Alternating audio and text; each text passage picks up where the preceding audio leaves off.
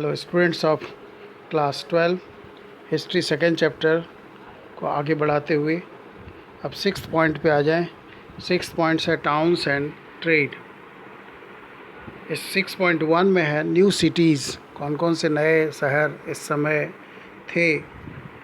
इसमें आप देखेंगे न्यू सिटीज़ में पहला है कैपिटल्स ऑफ महाजनपदास। जितने भी महाजनपद थे उनका जो कैपिटल था वो भी शहर के रूप में उभर कर सामने आया। जैसे दूसरा था पाटलिपुत्र। अब ये पाटलिपुत्र शहर था, क्या था, लोकेटेड ऑन रिवराइन रूट, एक नदी मार्ग पे स्थित था। यहाँ नदी मार्ग से व्यापारी लोग सामान ले आ सकते थे। उसी तरह से दूसरा जो प्रमुख शहर है उस समय का देखेंगे उज्जैनी। ये लैंड रूट पे लोकेटेड था। लैंड रूट से होकर के जो ट्रेडर्स आते जाते थे उनका ये इम्पोर्टेंट मार्ग था। चौथा जो शहर है वो है पुहार। देखेंगे on the coastal region. Coastal region में भी शहर बने थे। इसके माध्यम से समुद्री व्यापार होता होगा। पांचवा शहर देख रहे हैं हम लोग मथुरा। मथुरा में ये क्या है, इम्पोर्टेंट ट्रेड रूट पे लोकेटेड था। इसके बारे में लिखा है Mathura was a bustling town. बहुत ही व्यापारिक क्षेत्र था ये मथुरा शहर में बहुत जगहों से व्यापारी लोग आते थे, नॉर्थ इंडिया, साउथ इंडिया, सभी जगह से, विदेशों से भी। तो ये व्यापार केंद्र था। इस तरह से हम देखते हैं कि इस समय जो भी शहर थे वो या तो व्यापारिक मार्ग, नदी मार्ग हो, समुद्री मार्ग हो या स्थल मार्ग हो, उस पे वो लोकेटेड थे। 6.2 में है urban populations, elites and craft persons. Elite से संबंध यहाँ धनी, संपन्न, पढ़े लिखे, उच्च वर्ग के लोग, और craft persons related to comparatively lower class people, means those who were involved in production of crafts, different crafts। तो यहाँ पे जो लोग थे रहने वाले, उनको हम 3 वर्गों में बांट करके देख सकते हैं। एक है किंग्स एंड रूलिंग एलिट्स, राजा और उनसे जो शासन से संबंधित लोग थे वो थे। दूसरा है रिच पीपल, धनी लोग।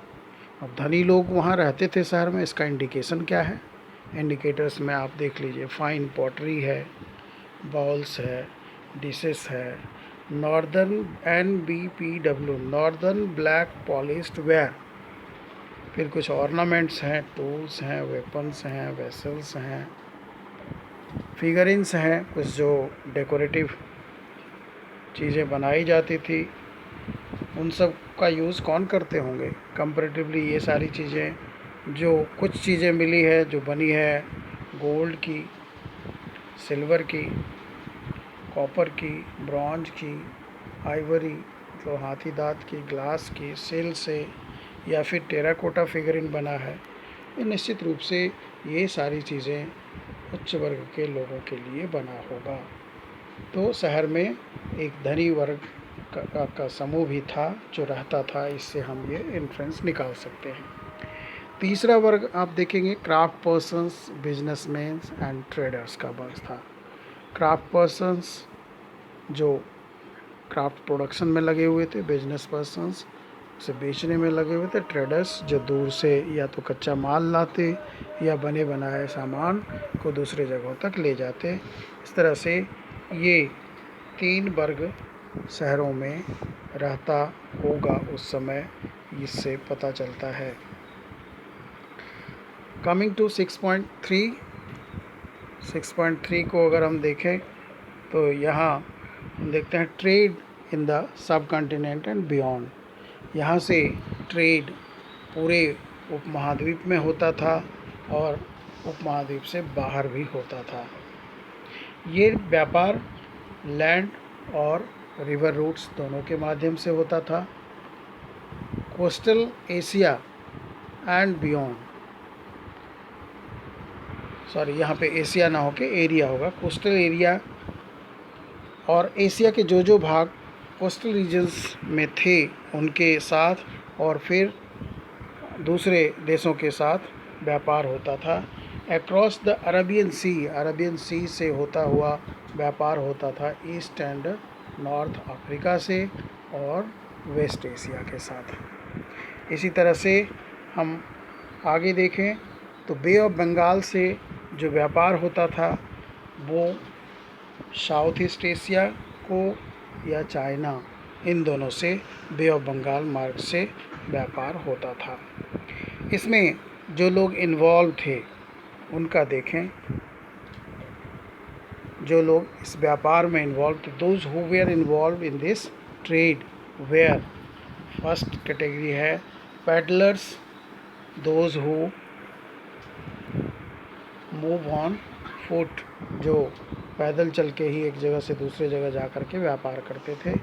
दूसरा था मर्चेंट्स विथ कारवांस, बड़े बड़े व्यापारी थे जो बड़े बड़े कारवाओं में चला करते थे, समूह में चला करते थे। तीसरा जो एक वर्ग है वो है सी फेरर्स, समुद्री व्यापार में लगे हुए थे सी फेरर्स। हमें संगम साहित्य में या और दूसरे टेक्स्ट में भी टर्म मिलता है मशत्तुवान एंड सेठीज, ये बड़े धनी बिजनेसमैन का नाम है। आज भी सेठ मारवाड़ी को हम लोग जानते हैं जो बिजनेस में इन्वॉल्व हैं। कौन कौन सी चीज़ों का व्यापार ये लोग करते होंगे? Goods which they carry for trade, इसमें है salt, grain, clothes, metal ores, finished products, stone timbers, medicinal plants, spices like pepper and textiles. These were the important trade items which they used to trade from one country to another country. Coming to the next point on sixth is very important. यहाँ से एक बहुत important question आता है, coins and kings दिया हुआ है। इससे एक क्वेश्चन, इम्पॉर्टेंट क्वेश्चन आता है, what is numismatics and how numismatics is a great source of writing commercial and economic history of a period और ऑफ ए किंगडम। किसी राज्य का या किसी समय का जो व्यापारिक या आर्थिक इतिहास लिखना हो तो वो हम नुमिस्मेटिक के आधार पर कैसे लिख सकते हैं। Numismatics is related to the study of coins. यहाँ हम coins की चर्चा कर रहे हैं, coins and kings। उस समय पंच मार्क्ड coins बनाए जाते थे जो अक्सर सिल्वर और कॉपर के होते थे। नुमिस्मेटिक्स ने जो कुछ रिवेल किया है, जो कुछ बताया है, उसके आधार पर हम पॉसिबल कॉमर्शियल नेटवर्क को बता सकते हैं कि इस मार्ग से व्यापार होता होगा, यहाँ से व्यापार होता होगा, यहाँ से ये मेटल, यहाँ से वो कच्चा माल लाया जाता होगा, इन चीज़ों को बता सकते हैं। अब कॉइन्स पे जो सिम्बॉल्स बने हुए हैं that indicates the ruling dynasty. अब उस कॉइन्स के आधार पर भी हम कह सकते हैं कि इस राज्य में इस राजा का शासन रहा होगा या इस राजा का शासन इस एरिया तक रहा होगा, इन चीज़ों को जान सकते हैं। दूसरा है merchants, bankers and town peoples might have issued some of these coins। कहता है कि ये coins राजा लोग तो जारी करते ही थे, अब कभी कभी ऐसा भी लगता है कि जो बड़े मर्चेंट हैं या बैंकर्स हैं या टाउन पीपल हैं, जो धनी हैं, वो भी अपना कॉइन्स चलाते होंगे, उनका कॉइन्स भी उस शहर में चलता होगा या उस व्यापारिक केंद्र या उसके आसपास के एरिया में चलता होगा। ऐसा आज भी देखने को मिलता है। मान लीजिए आप किसी दुकान से कोई सामान खरीदते हो, दुकानदार के पास खुदरा नहीं है, चेंज नहीं है, तो खुदरे की जो समस्या है उसका समाधान करने के लिए वो क्या करता है, अपने ही गत्ते को काट करके उसके ऊपर 5 रुपया, 10 रुपया, 2 रुपया लिख कर रख देता है। कि ये 5 रुपये का सिक्का है और उसका सिग्नेचर है उस पर, यानी उस दुकान में वो फिर देने से फिर 5 रुपये का सामान आपको मिल जाएगा।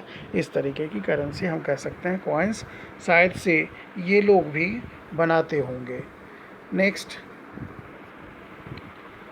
The first coins with the image of the ruler was issued by Indo-Greek rulers in the 2nd century BCE। दूसरी सदी ईसा पूर्व में ही इंडो ग्रीक रूलर्स ने सबसे पहला ऐसे कॉइन्स बनाए जिसके ऊपर रूलर का इमेज बना होता था।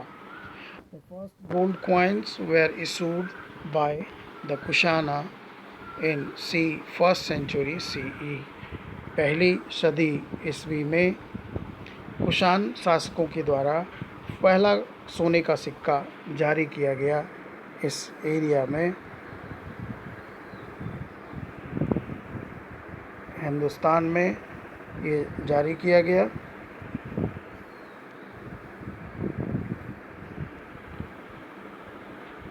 The first century, which were virtually identical in weights with the Roman gold coins, and the Parthian rulers of Iran have been found in North India and coastal Asia।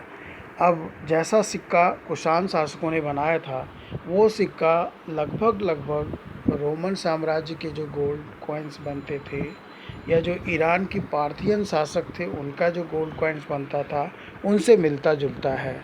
इससे ये जान पड़ता है कि इन दोनों राज्यों के बीच किसी रूप में संबंध रहा होगा, है ना, तभी ये एक दूसरे के सिक्कों के बारे में जानकारी प्राप्त करते होंगे।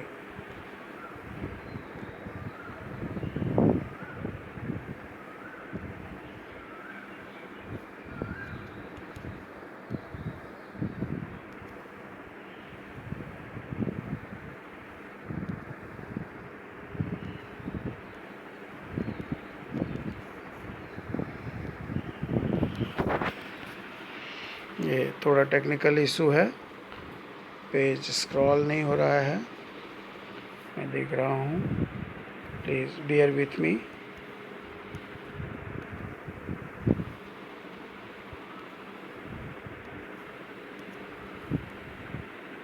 हाँ, अब ये हो रहा है। तो ये numismatics have reconstructed about the possible commercial networks symbols, ये यहाँ तक हो गया था, यहाँ तक हम लोग पढ़ लिए थे, यहाँ तक पढ़ लिए थे। नेक्स्ट पेज पे हम लोग चले।